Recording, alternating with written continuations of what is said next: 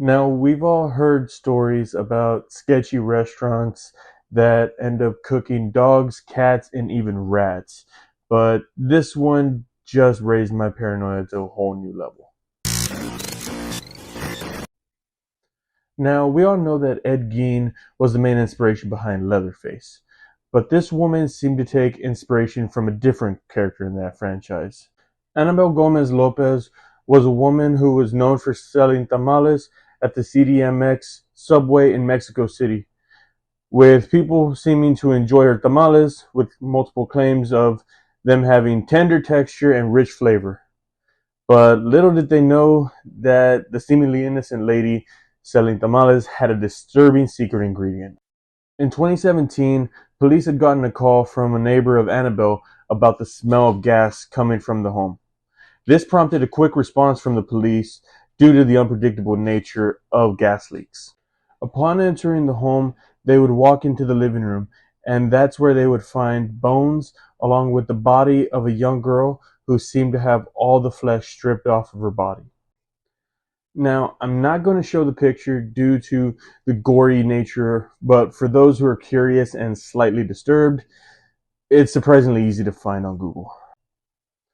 Anabel would be arrested by the police, and while being interviewed, she would admit to murdering over 50 women, with her method being to lure women in with offers of food and shelter, and then ultimately killing them and using the meat from their bones to put in her tamales, which she would then sell.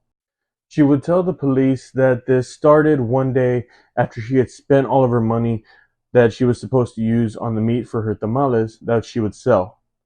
Coincidentally, she would then run into a little girl who was lost and looking for her parents. That little girl had the parents' phone number and address in her backpack. So Anabel offered to take her to her house and use the landline, but the call was never made. Anabel stated that her first victim was the hardest, but she eventually became desensitized to it and learned how to remove all the meat from the bones of the victims.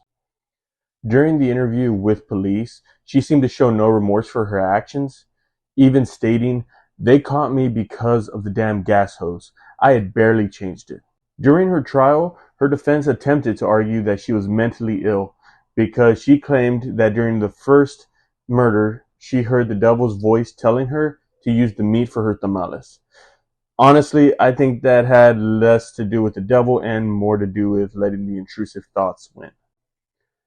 Anabel would ultimately be found guilty and sentenced to 25 years in prison for homicide and damage to health, which is kind of some BS considering that she murdered over 50 people. That essentially made the Mexican exchange rate for murder 6 months in prison for every one person killed. Honestly, this just shows me that humans as a civilization aren't that far away from cannibalism as I thought we were. Like, if there wasn't a social taboo against it, I feel like that would just be another protein choice at Chipotle. So, moral of the story, make sure to be financially responsible because it's a slippery slope to cannibalism.